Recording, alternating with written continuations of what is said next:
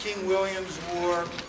Really, the conversation starts with the first war between England and France. Excuse me, not first war. The last war between England and France, the fourth of the four wars. Oh, incidentally, what was the difference?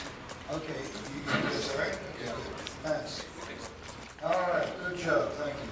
What was the difference between the French settlement of North America and the British? There were numerous differences. But what were some of the differences between the French settlement of North America and the British settlement of North America? Identify one. Who in this room? Go ahead. Weren't they more close with the Native Americans? Who? The French. The French had a more amicable relationship with the Native Americans. As a result of that, if war broke out between England and France, France could expect to have more Indian support in that conflict. Why did the French have a more amicable relationship with most of the Native Americans? They were fur traders, and beyond being fur traders, I mean that's part of it. But beyond being fur traders, what did that entail? I mean, why Jack is being a fur trader kind of going to get you a better relationship with the Native Americans than being a farmer? Weren't they had like peace with them and they didn't invade their territories? Yeah, I mean they didn't intrude on their territories, and that goes back to the fur trading. Yes. Right. I mean, on some level, the French needed the Native Americans to get the pelts that they would trade in Europe. They didn't bring a large population of French over, to America. Most of the French that came here were males. Oftentimes, they intermarried with Indian women, and so the result was that they had pretty amicable relations with the Native Americans. The British, on the other hand, had a different settlement pattern. The British were largely farmers. When they came in, they cleared the land. They intruded on kind of the Indian way of life.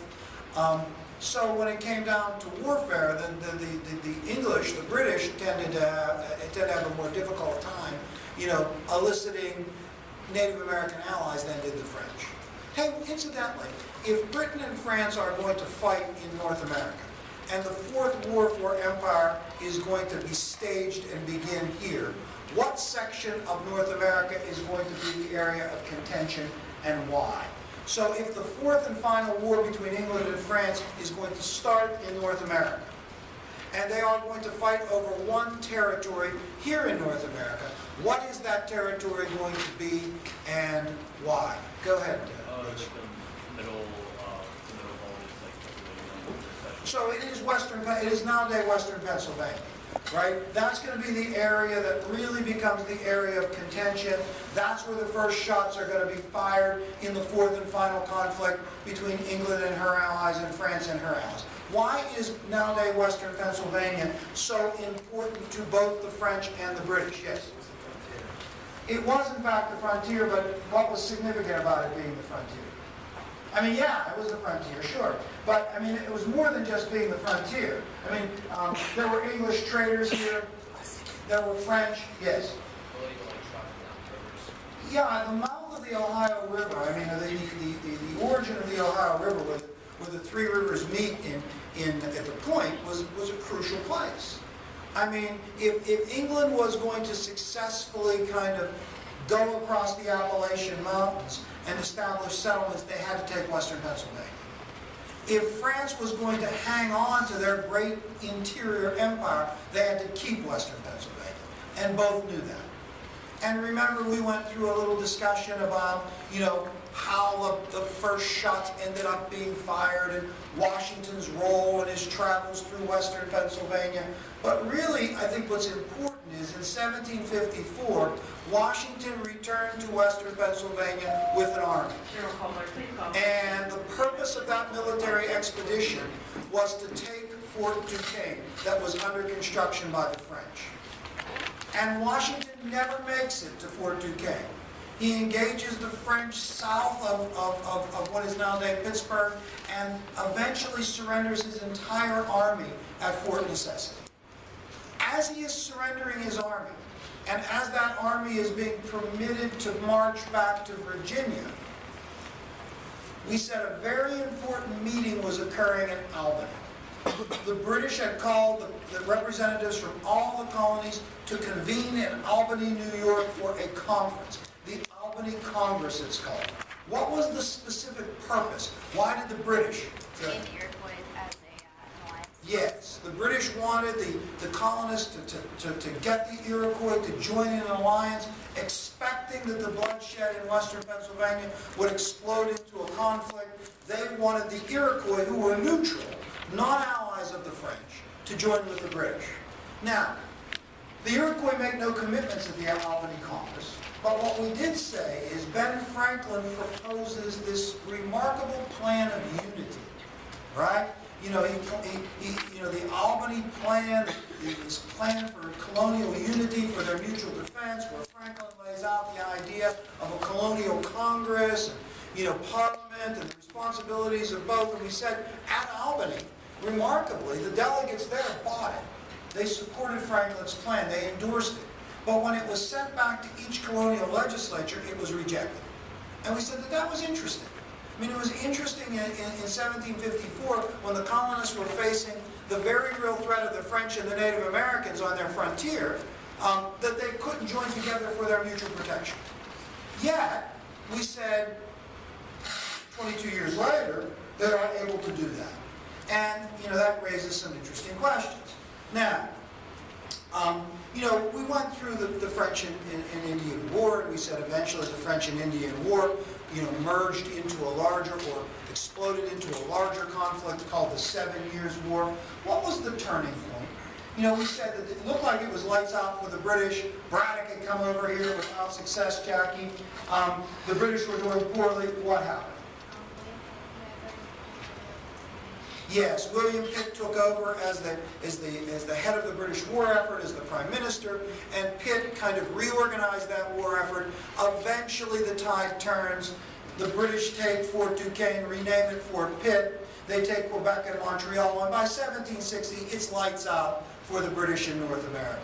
The peace treaty that ends the war is the Treaty of Paris, 1763. Incidentally, the peace treaty that ends the Revolutionary War is the Treaty of Paris, 1783. The one that ends the French and Indian War, the 7 Years' War, is the Treaty of Paris, 1763. Now, what was the most significant feature of that first treaty? Bob, that's the treaty that ends the French and Indian War. What was the most significant result of that treaty arrangement? It was huge. It was blatant. I showed you an overhead of it. You really enjoyed it. Do you remember it? The French are fully out of... Completely gone. The French ceded their entire North American empire to both the British and to the Spanish. So the French were gone. And remember how excited we were? Remember how excited we were on that day when we talked about it?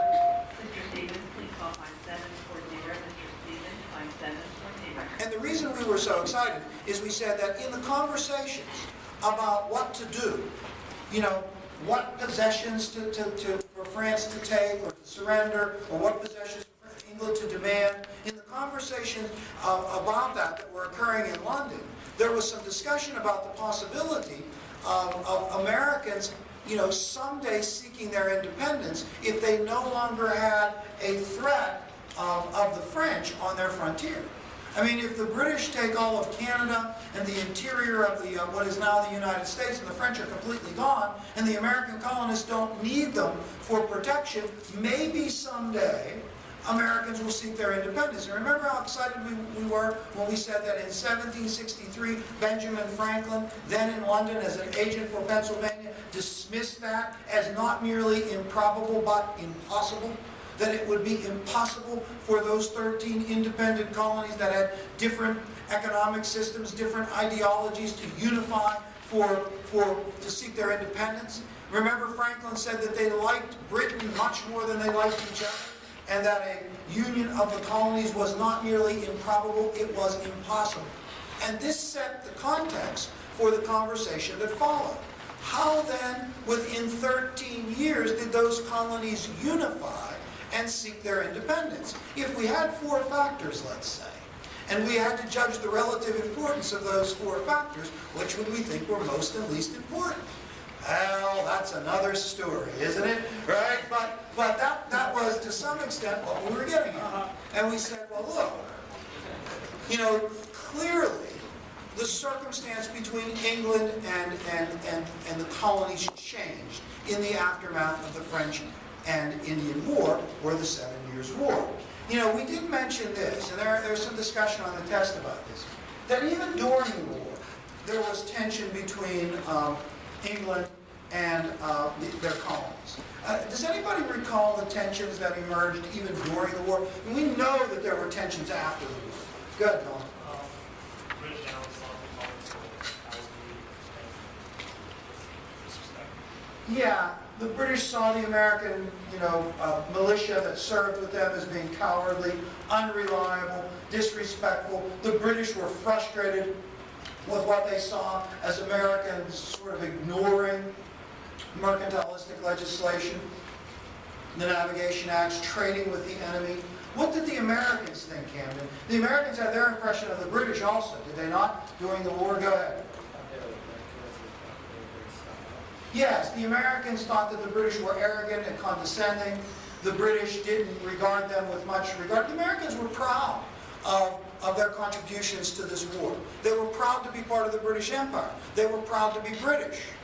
But we said that the relationship between Britain and America changed in 3 areas. And this is because Britain was responding to problems they had. And we divided it into 3 areas. We said that Britain had problems with territories, with land policy, with Native Americans.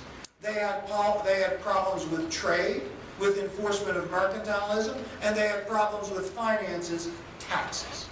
And we said that the British government attempts to address all 3 of these areas. They attempt to address their problems with territories.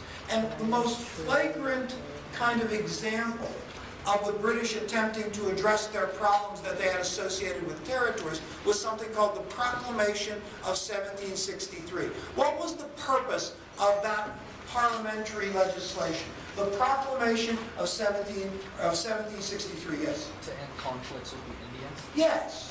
It was to end conflicts with the Indians, and the most flagrant recent conflict had been Pontiac's Rebellion. Something else that we talked about here, because we are in Western Pennsylvania. You know that this will be viewed all over the globe.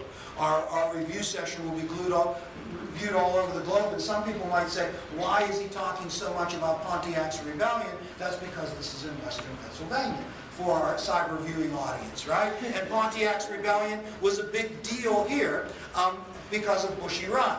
But in terms of the proclamation, Pontiac's Rebellion was the reason that Britain decided to pass this edict. What was the edict? Does anyone remember besides myself and dear Lillian? Lillian, do you remember what the edict was? The Proclamation of 1763 prohibited something, dear Lillian. What was it?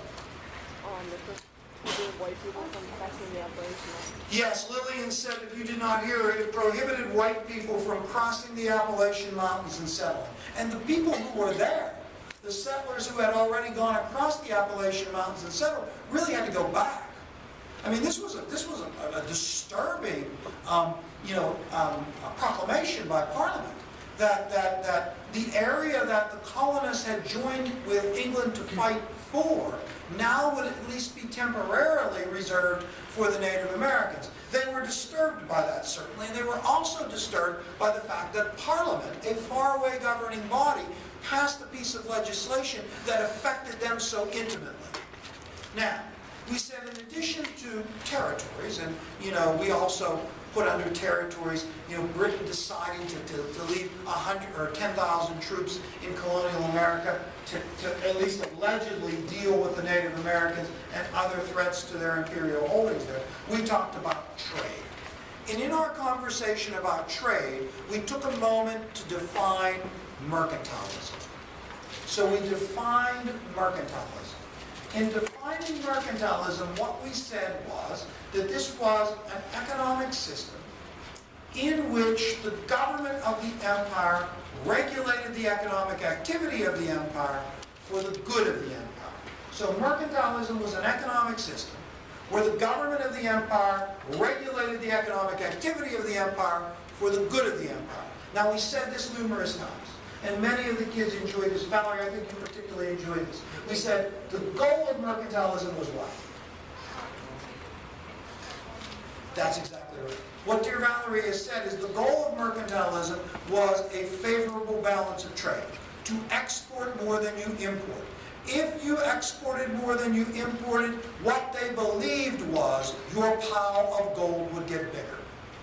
Right? If you sold more to the world than you bought from the world, your pile of gold would get bigger. And that was the goal of mercantilism. Now, in actually implementing that, how did that practically kind of trickle down to the relationship between the colonies and the mother country? So if we say, okay, the mother country is going to regulate the economic activity for the good of the empire. What did they do? I mean, what was sort of inherent in that? What did the regulations do? Who went to that thing where they told you? Somebody said they went to some AIM thing is about, who told me about that? Was that the person who was here? Was it you, Joe? Did you know? I mean, somebody talked about the Iron Act. No? I don't know. Somebody pulled me over in the hall and said, we went to an AIM thing and they talked about something called the Iron Act, which was a part of mercantilistic legislation. But tell me how it actually practically kind of trickled down to the relationship between the colonies and the mother country. What was the idea? Go ahead, English.